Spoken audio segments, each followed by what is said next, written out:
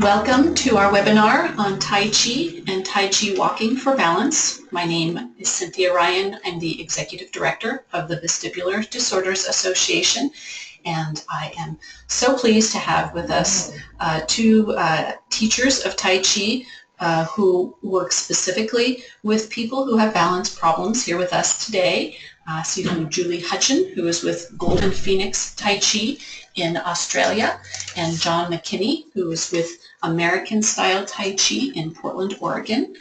And each of them will be presenting a different part of this webinar. John is going to talk in general about Tai Chi and its benefits and how it can help you improve your balance. And Julie is going to talk specifically about Tai Chi walking, which is a form of Tai Chi that she teaches, and show you some examples of how that looks. So I want to go ahead and get started. So I just want to introduce why we're here today. You know, why are we talking about Tai Chi? If you are attending this webinar today, I'm guessing that you have a problem with balance. Maybe you have a vestibular disorder or some other problem with balance, and you're looking for some way to help you improve your balance. Why vestibular disorders and Tai Chi?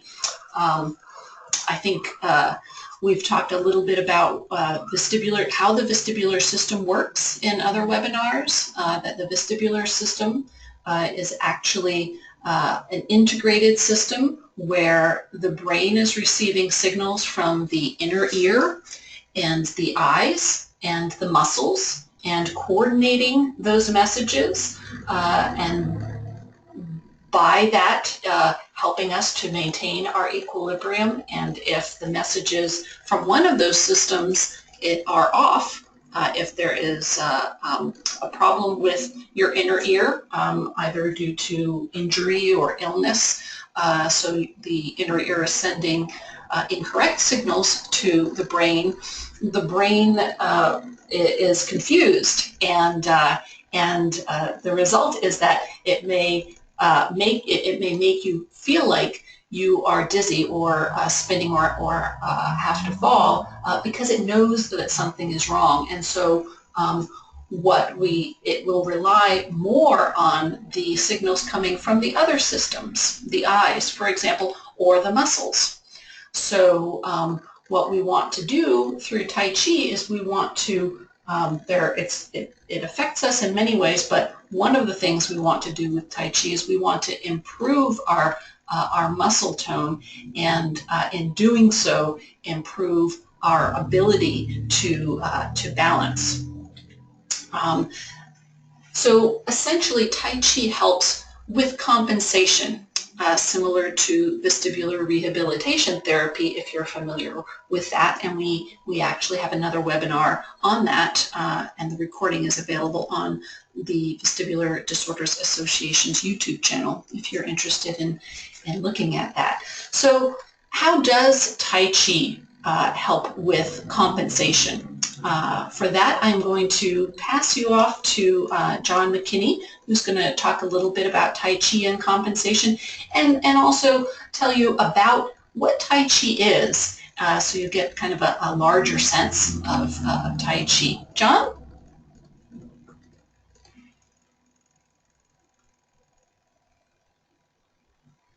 John, are you there?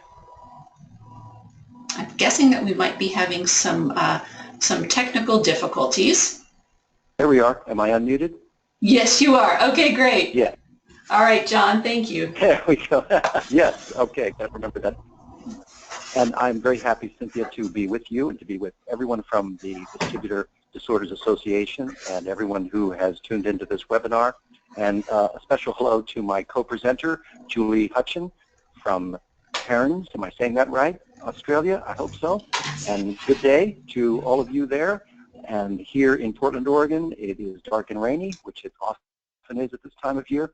And I would like to extend a special welcome to my students here in the Portland area. Thank you for being with us.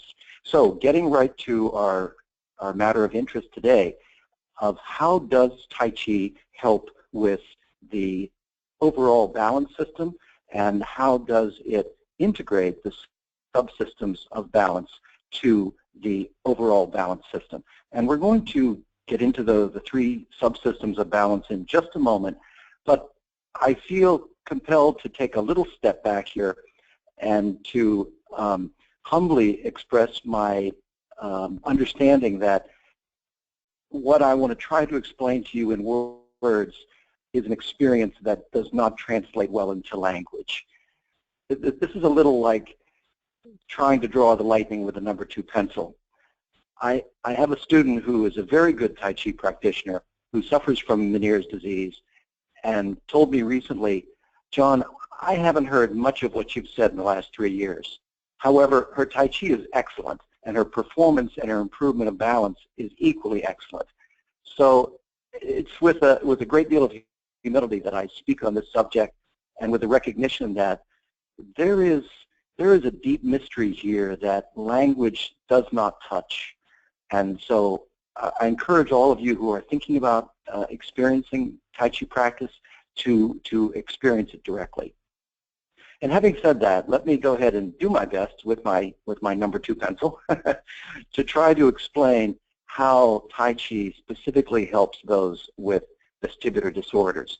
And we see on our slide that Tai Chi can help with compensation, and that Tai Chi can recalibrate the interaction between the sensory and motor functions required for good balance. How Tai Chi does that is what I want to talk about today, but to do that, I need to take a little step back and describe the 3 systems used for the balance system, and Cynthia, you mentioned these already. They are the somatosensory system involving the muscles and the joints, the feeling of the body, of where we are in space, of course the eyes, and the vestibular system. Tai Chi practice quiets the vestibular system in a number of ways, and I'll talk about those in a moment. And it also presents to the brain a stronger signal of the body's position in space, what's called somatosensory awareness. The eyes are used in a very particular way to assist that process of knowing where we are in space.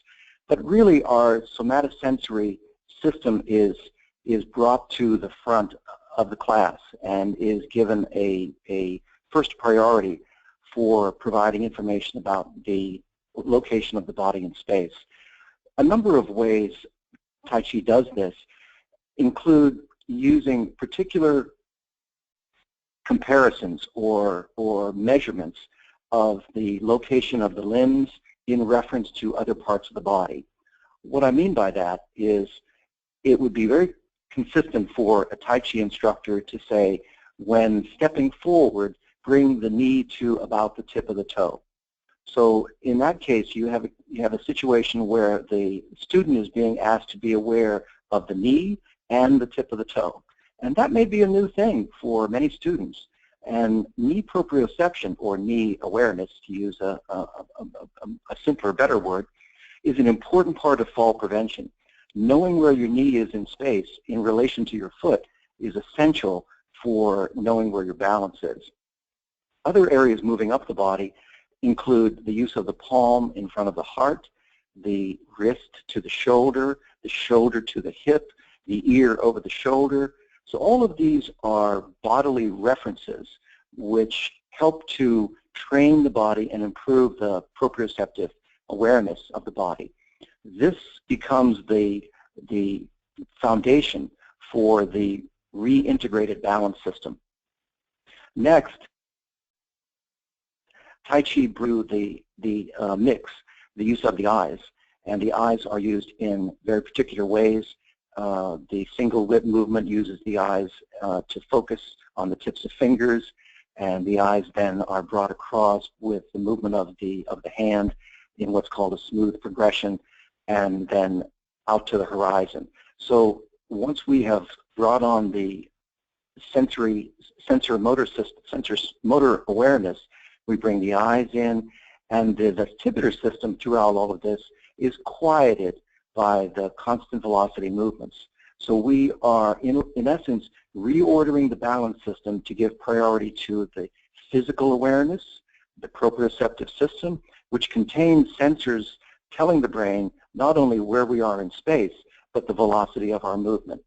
We're using that information to reintegrate the eyes and particularly the vestibular system, which is often, of course, the area which has become less well integrated.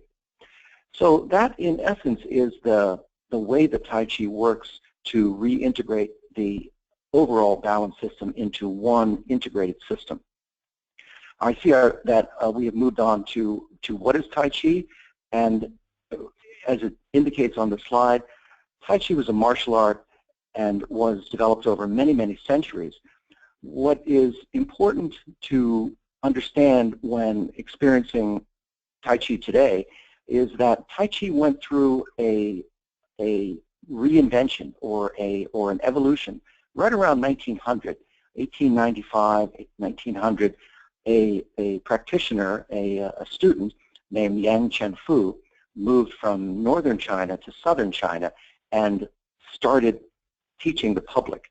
And this was the first time in the history of Tai Chi that the public was taught this art. Until then, it had been only passed through family members. Yang Chen-Fu innovated several changes into the art, and he emphasized slow, continuous movements, postural exactness, and the use of the listening hands as an assessment tool. And I hope I'll get to talk a bit more about listening hands. But we can move on now to the next slide. It's important to remember that the modern Tai Chi, Yang-style Tai Chi, has significant differences from previous versions of Tai Chi, and those differences are specifically aimed at improving the balance system. The assessment, as I mentioned, right around that time became an assessment of the balance system, which was a proxy or a stand-in for an actual combat.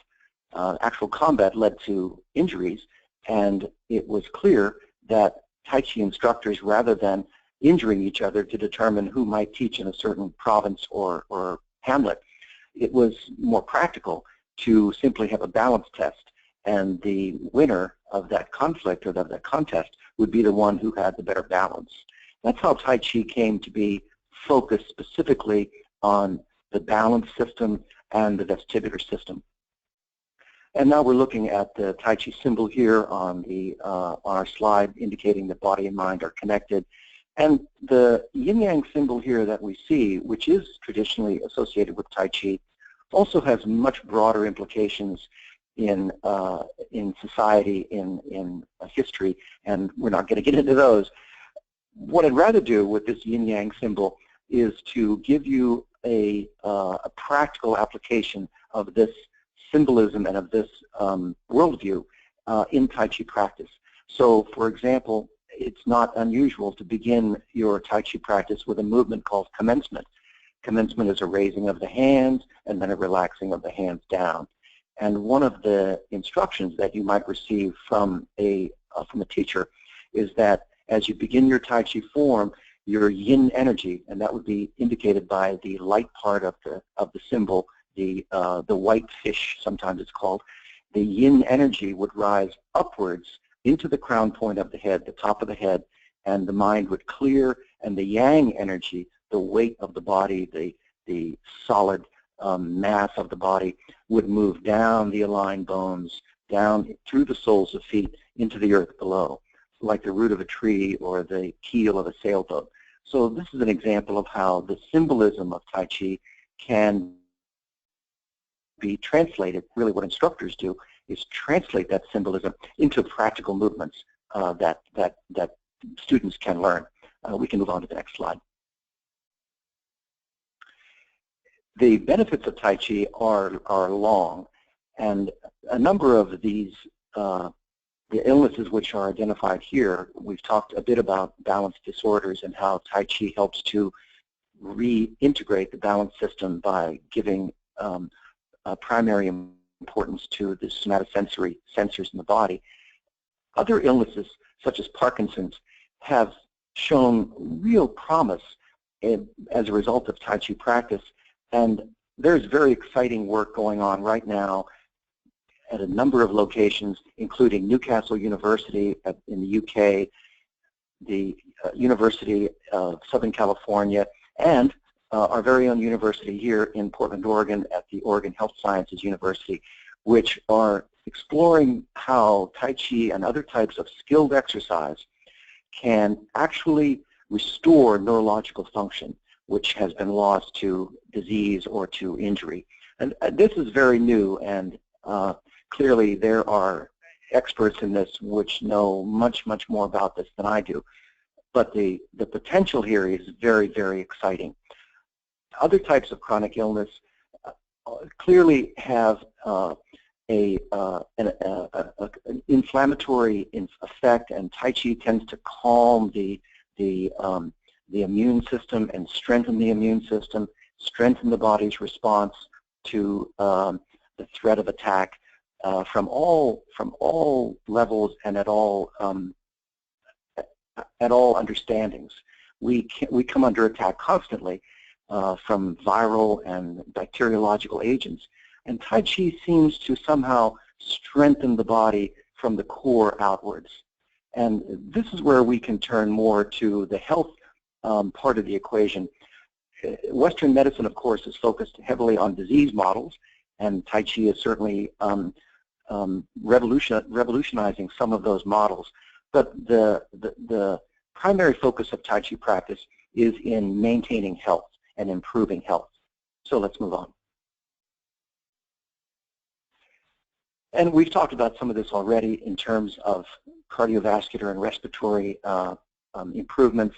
And in terms of cardiovascular, it's worth pointing out here that depending on the depth of stance, meaning the width of the feet apart and the degree of bend in the knees, Tai Chi can be quite a athletic workout.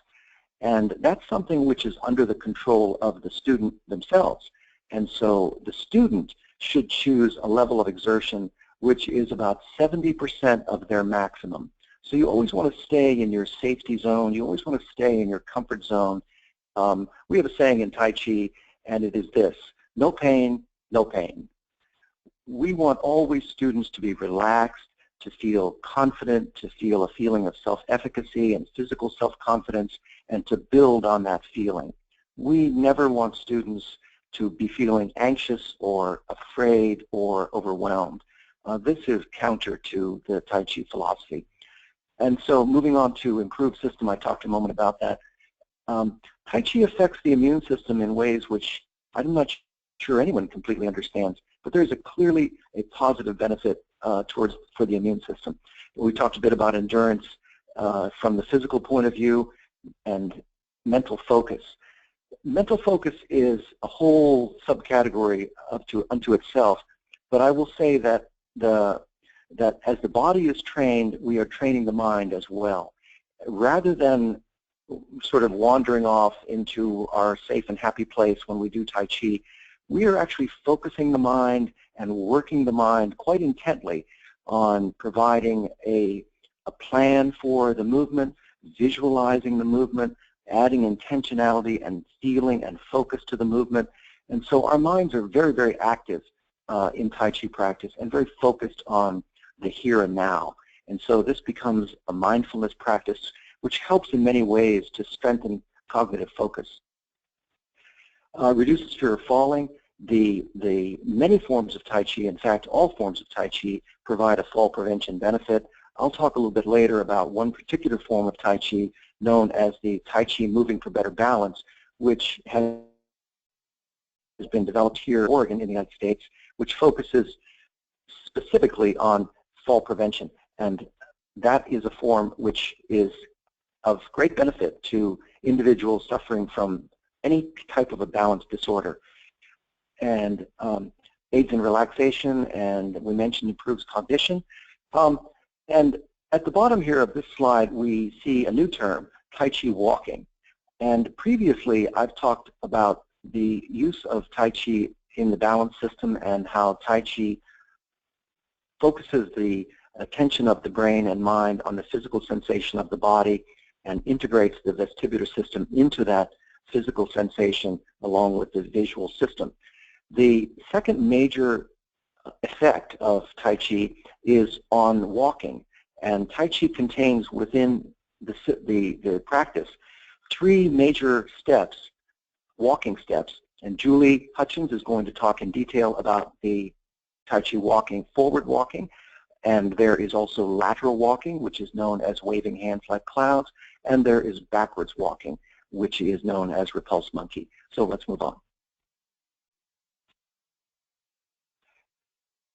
Talking about Qi now, we've got a slide up here which mentions Qi. I tell my students that Qi is kind of a corner of the eye experience. If it happens, great, but we don't focus as much on Qi as we do on the use of the mind intent. And the mind intent is that focused awareness and focused concentration I talked about a moment ago. And the mind intent, the focused awareness, is the leader of the Qi. The traditional texts tell us, the classic texts tell us that the Qi follows the mind, which is why we focus the mind so particularly on our intention, because the Qi is drawn, is focused, is led by the mind. The majority of the Qi does exist in the lower dantian, as the slide indicates. Also, there are 2 upper dantians, or 2 upper energy centers, one at the heart and one in the center of the forehead. In my classes, I focus on the heart center primarily. As Westerners, we are more comfortable with feeling in the center of our chest than we are with feeling below the belly button and the lower energy center known as the lower dantian.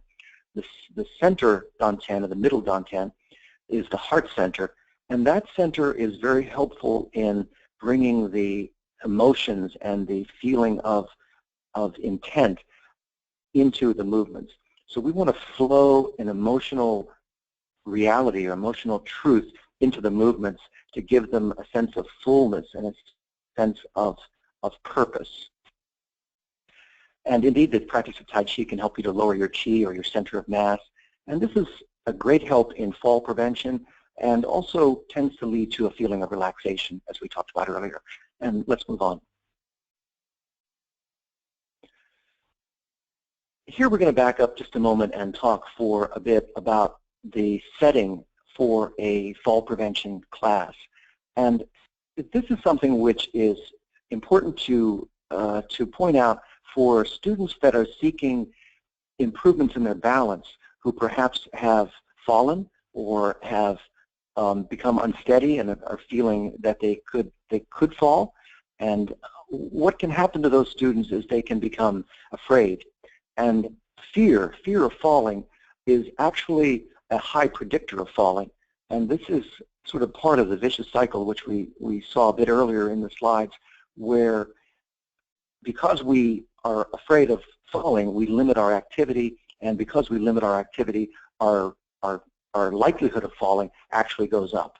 So the first priority of Tai Chi practice for students for instructors and for students is to replace that fear with a feeling of physical self-confidence, with a feeling of efficacy, a feeling of mastery, even if it's a mastery of a very small thing, a small step forward, properly executed, heel down, rolling the foot down flat, and Julie will touch on this a bit in the next part of our presentation.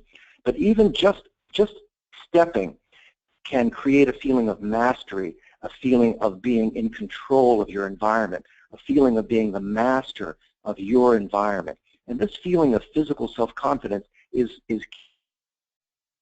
key to the balance system responds to the feeling that you will find a solution if you lose your balance. And all of us lose our balance very often. It's a part of locomoting in this upright posture. The balance system is designed to recover balance almost instantaneously. And it's this instantaneous recovery which is aided by a feeling of physical self-confidence. So moving on now to warm-ups. Warm-ups are essential not only to loosen the body and begin the process of quieting the sympathetic nervous system, relaxing the body, letting go of the tensions or stresses that you may have been occupied with prior to Tai Chi class. But warm-ups have another purpose, and that is that warm-ups form the building blocks of Tai Chi practice. So the warm-up exercises are specifically chosen because those movements are the foundational movements of Tai Chi. So it's very important that students spend time with warm-ups, and that initially most of the class may be warm-ups, and that's perfectly fine because those are actually the essential basic movements of Tai Chi practice. Those movements include rotation of the body's core, what's called anticipatory postural control, or preparing to step, shifting weight, stepping empty, and then shifting weight forward onto the foot once you have the foot flat down. And Julie will be talking more about this in a moment. And moving on to our next slide, right, and to Tai Chi Gaits. So I mentioned that within the form itself there are both lateral gaits and a backwards walking gait, and that these gaits are specialty gaits in Tai Chi practice. There is a tremendous degree of knowledge about human gait, and experts in human gait exist all over the world, including here at OHSU, and their knowledge of human gait is profound. For us, for Tai Chi practice, we practice some specialized types of gait which involve a couple of elements, and those are empty stepping. All of our steps are empty, meaning that we place the foot flat and then we pour the weight into it. Additionally, all of our Tai Chi gait steps have axial rotation, meaning that we are turning the body from the core of the body slowly to one side and then the other. And the last thing about gait training is that it is rhythmic. Just like walking is rhythmic, Tai Chi gait training is rhythmic as well. And at this point, I'm going to turn it over to Julie, and she's going to talk to us about Tai Chi Gaits and Tai Chi walking. Thanks so much, John. This is Cynthia here, and I just wanted to say thank you, John, for a wonderful overview of Tai Chi and how it can benefit balance, really helping to understand the whole balance system and how Tai Chi fits into that. So as John said, Julie is going to talk more about Tai Chi walking, which is the forward motion, and I just want to explain a little bit so that you understand how this fits into Tai Chi as a whole. Tai Chi, as John said, Tai Chi is a form that came out of martial arts. There are many different types of Tai Chi forms that are practiced today that have been modified in different ways. Tai Chi for health is one form that Julie will talk about, and Tai Chi moving for better balance is another form that John is certified in and practices and has been developed scientifically to help improve balance. If, at some point you decide that you want to practice Tai Chi and you go to a local Tai Chi instructor, it's important to, to talk to them about what form of Tai Chi they practice. All forms of Tai Chi will help improve balance, but depending on the extremity of your balance problems, you may want to start with one of the forms that is actually focusing on helping to improve balance. So also I wanted to give you a little introduction. Julie actually is a vestibular patient like many of you. She began to suffer from imbalance back in 2012. She had been practicing Tai Chi prior to that. She had been teaching Tai Chi prior to being diagnosed with chronic vestibular migraine, and found that with by teaching Tai Chi, she was able to improve her own symptoms, and also, by teaching from personal experience, help others as well. Julie was taught Tai Chi by Sifu Paul Jones in Cairns, Australia, and went on to get her black sash. So she's very experienced in Tai Chi in general, and her passion is specifically to talk about Tai Chi walking as it improves balance. So with that, I'll go ahead and pass it off to Julie. Good morning, everyone. It's morning in Australia, so what I'd like to ask you is, if you can hear me speaking, will you give me a thumbs up or just type yes? If you haven't looked at your GoToWebinar panel in a while, there is a section for questions and also a section for chat. You can type in yes into any of those sections. I see some yeses here. Yep. Oh, good. Yes. Well, that's great. Some yeses. So people seem to be awake. Oh, that's good that everyone's awake. I just want to thank you for giving up your time to come and hear about Tai Chi for health and Tai Chi walking to help improve your balance. Yes, I was diagnosed in just last year as vestibular chronic migraine. I've been having balance problems for a long time, I would say 20 years plus, and it was finally in 2012 that I knew that I really needed help. Up until that time, I was involved in what we'll call the medical profession wheel of referral, which was doctors saying, it's in your imagination, that's not happening, I'll send you to someone else. So it went on like that. So how does Tai Chi walking improve your balance? One of the things that it does is that it allows you to have control and to take small steps. And as you take 1 or 2 steps, you can feel more confident and more at ease. This Tai Chi walking has been researched and proven for achieving results with anxiety and depression, with balance problems, which goes to understand how people with a balance problem feel. It doesn't matter what the balance problem is, whether it's vertigo, Meniere's, many of the other, or chronic migraine like I've just got. Some people can just have an ear problem that needs to be fixed and then it's easy. But this has been researched and written about by Norman Deutsch. Norman Deutsch is a psychiatrist, a medical doctor, and a journalist.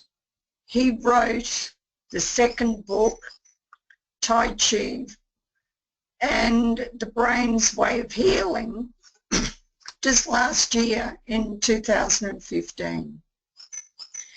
And he wrote 70 pages about this exercise and how it can assist people. So it really can.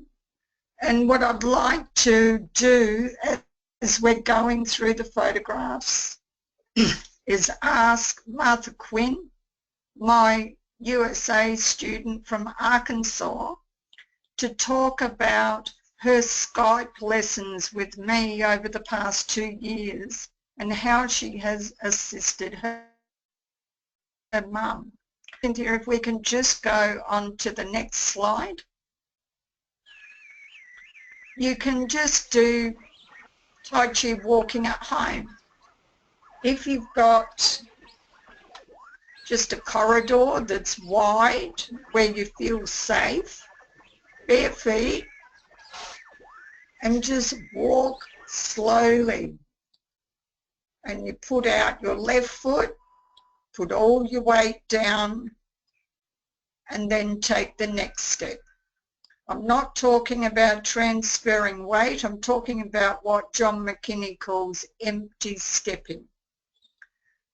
You can use your cane to lean on if you need. I used to just lean on the wall or put my hand out to touch the wall beside me. Thank you, Cynthia. Next one. And you can perform it on any flat, non-slippery surface free of obstacles. A larger space can be better, but sometimes a larger space can affect your spatial awareness and you may not feel so secure. People with chronic migraine in larger spaces have the difficulty of the floor moving up and down. It's a bit like being at sea in a boat. But you will find a quiet environment, free from distractions, just so that you can breathe and focus and walk. As you do that, raise your eyes to look ahead. As you raise your eyes, what happens is it reduces the anxiety that you're feeling. And as you just take maybe 1 to 6 steps going forward for the first time that you try it, next day, try it again. Only 5 minutes at a time every day. And if you do that, you can achieve results. Thank you, Cynthia. Next one.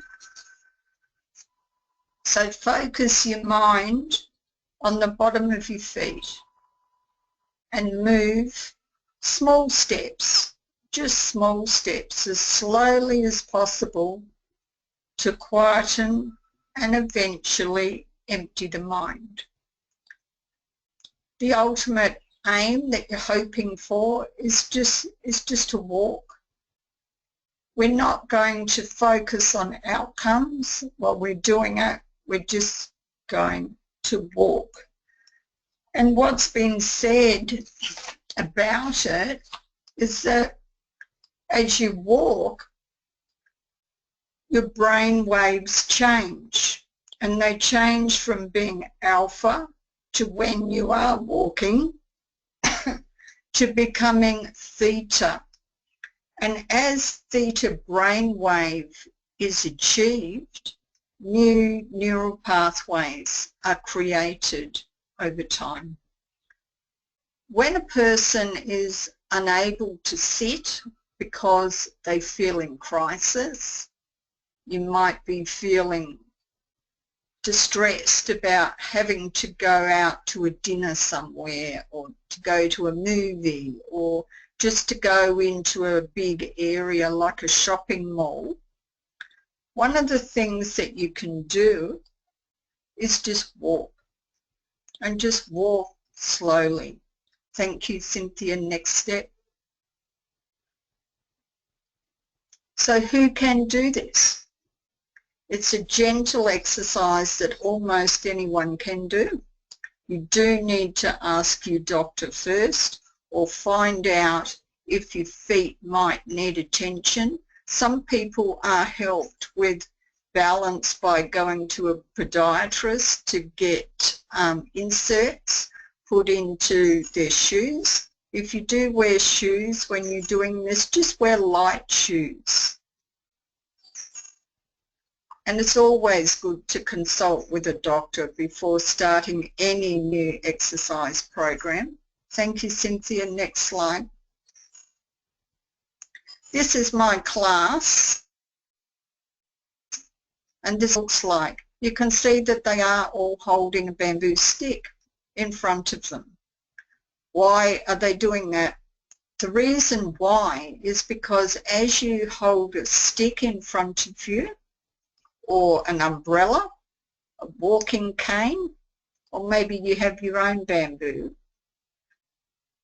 you do give yourself a sense of control. It's like a tightrope walker with a stick. Same idea. So you stand there and you just breathe in and out to relax, and you put your left foot out on your heel and then you go forward. Don't overstep. Thank you, Cynthia. Next slide. And there you go. People in this picture are my students. One of the students in this photograph has spinal degeneration. Another one has a pacemaker and heart problems.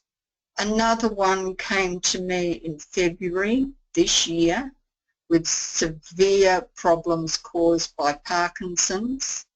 And another lady in this photograph has the beginnings of dementia. So thank you, Cynthia. Just keep moving on. All of these people have been helped. So you slowly transfer your weight onto the front foot and you bring the back leg forward, and then you continue to step.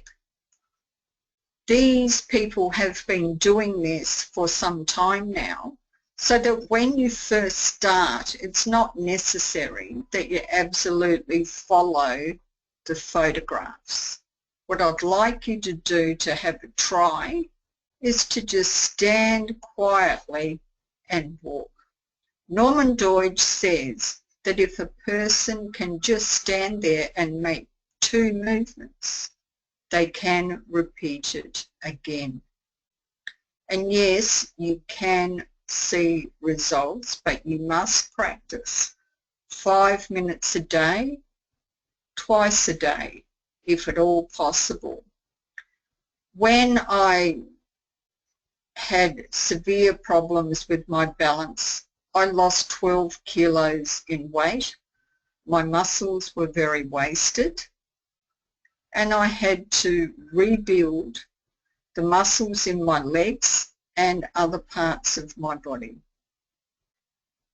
Up until last year, I was still using a walking stick, and I trained with internal martial arts called Xing Quan, with very determined walking, and my body transformed.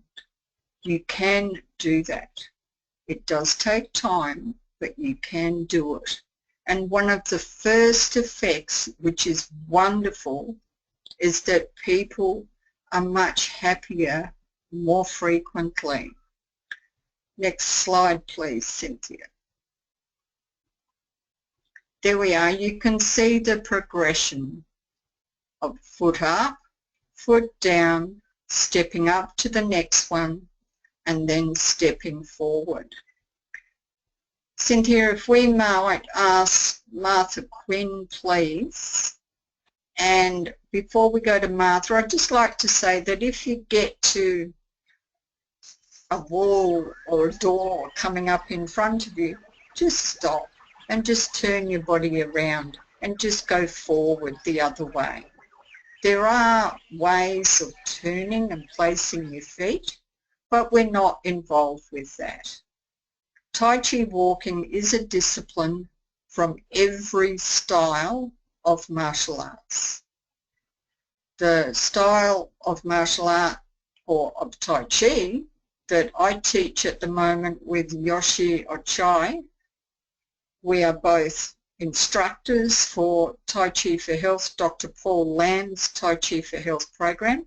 But if we can go to Martha so that she can talk about how my teaching assisted her via Skype. Thank you, Cynthia. Just keep rolling forward with the slides. And Martha, would you like to share your experience learning Tai Chi from Julie and how that has improved your balance?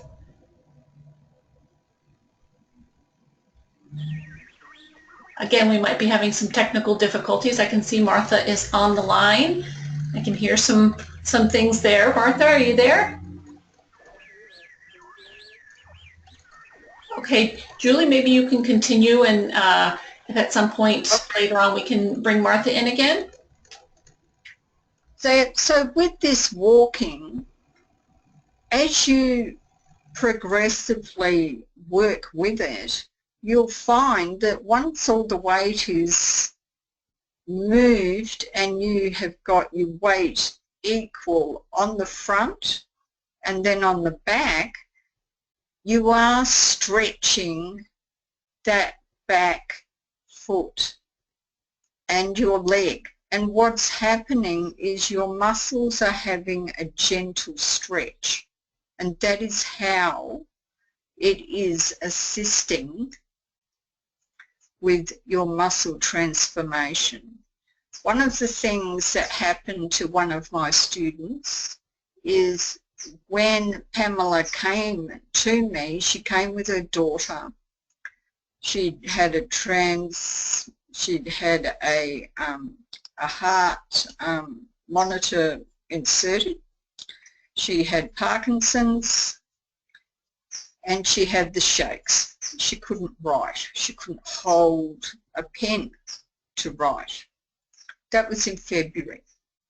So with the pacemaker and everything else, she came into class very frail, and within a few months, her whole face and demeanour had changed. 2 months ago, she said, "Julie, I can write again. I can hang sheets on the line. I can do all sorts of things." And the best part was when she said, "And I looked after my grandson by myself." So when I hear about those stories, and you can read those stories on my website in the testimonials, if you know, you will see that what this is it's returning the gift. As I offer and help people, I heal myself. My own health improves, and so it does. Is Yoshinori Ochai there, please, Cynthia? Yes, I believe so. Yoshi, I believe I've unmuted you, so if you're there, go ahead and try to share what your experience has been. Hi, g'day Cynthia. Hi Julie. Can you hear me? Yes, we can. Yes. Great. In the last 6 to 12 months, my experience with training under Julie and also training alongside Julie has been absolutely incredible. To see what Julie has just explained about her students and actually see them firsthand in the classroom, from where the students have originally come from to how far they've come across in such a, over 6 months, 12 months, there's no time period, but the improvements that each individual person has made is just absolutely astounding. And it's almost like what John was saying before, that sometimes language cannot describe it clearly, but you can see it for yourself, and also when you're in the class you can feel it as well. And that's why I think it's come around full circle for me too, like with martial arts and training and doing Tai Chi. The benefits, not just able to helping yourself but also helping others, is just amazing. I love it. Excellent. Thank you, Yoshi.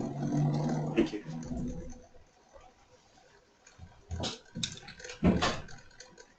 So we haven't got Martha, but there's Yoshi in the photo in class. So that's him working in there. I do have a bonus that I would like to offer people listening. After the webinar finishes, if you would like to, you may go to my website and send an email and tell me why you would like to learn how to do this. And I hope I have your permission, Cynthia, and everybody else to offer this. I'm happy to offer 2 free Skype sessions to the first 2 emails that I receive. Thank you, Cynthia. Thank you so much. All right. Well, thank you, Julie, for sharing your experience with Tai Chi walking and how it helped you regain your balance, and obviously, as we talked about, it also gives you more confidence to get out there and just moving on a day-to-day basis, and it improves your lifestyle as well.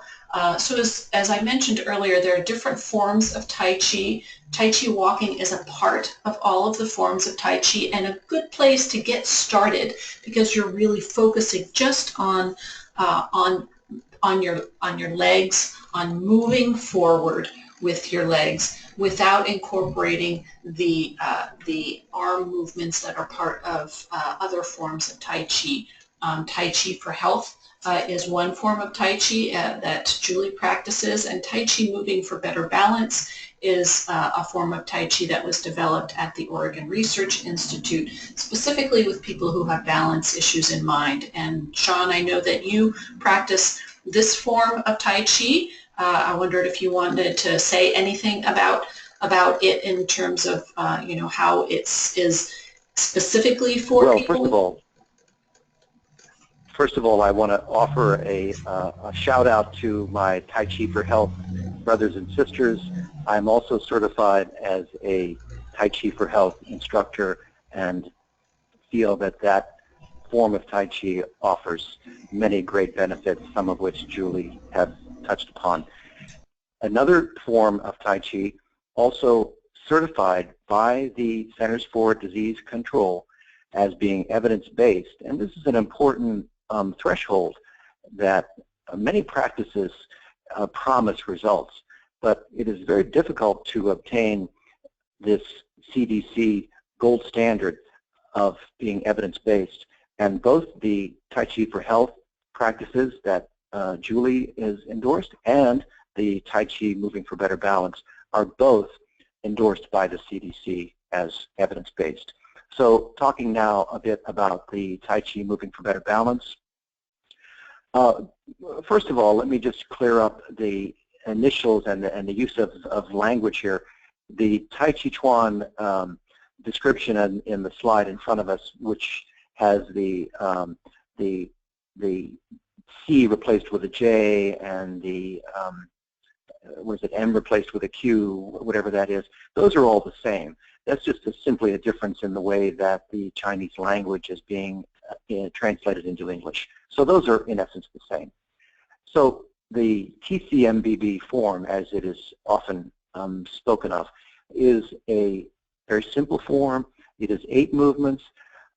What I particularly like about the TCMBB form, and I teach about 15 classes a week in that form, is that it is symmetrical, which means that the left side and the right side of the body are developed equally, and the movements are done on both sides.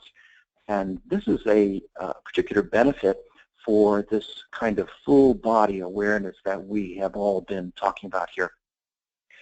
The Tai Chi Moving for Better Balance form was developed by a researcher named Fuzhong Li. Dr. Li and his colleagues have created a Tai Chi form which is specifically designed to improve balance and gait. And they have taken traditional Tai Chi forms and have created a movement of Tai Chi forms which is designed to be therapeutic specifically. We talked earlier in our presentation about how Tai Chi has a martial history, and while we certainly want to retain the principles that come from that martial history and give respect to those principles, moving forward in the future, what my students are interested in is improved health, improved balance, improved cardiovascular, and all of the other results. So the Tai Chi Moving for Better Balance form and the Tai Chi for Health form have transformed Tai Chi movements into therapeutic movements of the body. And these forms have a solid track record for reducing falls, and they can be learned in a matter of weeks. They're not complicated or difficult to learn. I teach this form routinely to individuals, and if someone is having trouble standing, I can teach them this form seated, and also the Tai Chi for Health forms can be taught seated. So these forms have taken traditional Tai Chi practice and really through science and through careful study and through hard work of researchers and Tai Chi practitioners have created a modern form of Tai Chi which, while retaining the ancient martial traditions, really is directed towards and is focused on benefiting the health of our students. And so that's really where I would like to close it up and perhaps leave a few moments for questions. So I'll stop here. Great, thank you, John. Yes, thank you so much, John. I have here just some resources if you're interested in learning more about Tai Chi for the Tai Chi for Health, Tai Chi for Better Balance. Vita has an article called Improving Balance with Tai Chi that's available on our website, and Julie had mentioned Norman Deutsch's work, and that's the book here, The Brain's Way of Healing, is what she was referring to. I did want to, open this up for questions. We don't have much time. We only have a few minutes here, but I have one question here of someone who says that she's struggling, he or she are struggling with an increase in sympathetic nervous system each evening, and with several, when he or she uses several vestibular exercises, and asked if this could be quieted with Tai Chi. John or Julie, do you want to, do you feel like you could address that? Well, let me take a quick stab at that and then give it over to Julie. Sympathetic nervous system activation is a frequent manifestation that I encounter among new students. As I mentioned, they're afraid, they may have fallen, they are in a state of anxiety, their sympathetic nervous system has been activated, and they're chronically fearful. The very first step in that is to breathe deeply, to relax the body, and to really think about making incremental, small improvements over time. And Julie, I'll give it to you. Thank you, John. I'd like to say that even for myself, what John has said is correct. What we all know when we teach any person, Tai Chi is not exclusive. It's that I teach a person how to relax into their body. I teach a person how to breathe, how to feel comfortable, and how to face anxiety when it comes. Anxiety is caused by fear, and yes, this can help someone. If they would like to contact me, I'm more than happy to help them or direct them to someone who can give them more face-to-face assistance if they're in the US. Thanks, Cynthia. John, thank you. Great, thank you. So I have one other question that I'll put out there. It says, can Tai Chi help with essential tremor that is non-Parkinson's related? Either of you want to respond to that? John, I know you said that you have students who... Yeah, go ahead, Julie. No, John, off you go. Well, I have students who have tremor, not related to Parkinsonism, and my experience with that is that the results are inconsistent, that sometimes their tremor seems better, sometimes it seems about the same. Great, thank you. Julie, do you have anything that you want to add? what I will add to that is when Pamela went to her neurologist last week, he did tell her, I don't want to see you for another year instead of every 3 months. But he also said to her, you know that it can return. So whilst we may have quietened the tremors for the time, we're not saying that it is a cure. We are saying that it can assist, and it does assist, but it is not a cure. Thanks, Cynthia. That's great. And I just want to let everybody know that a recording of this will be available on Vita's YouTube channel within a few days. If you would like a copy of the slides, feel free to contact us at info@vestibular.org. And a couple of people have asked if there would be some resource that shows, you know, step by step, how do you learn Tai Chi step by step. I would invite you to take a look at the resources that we have available here on this slide for more information about learning Tai Chi.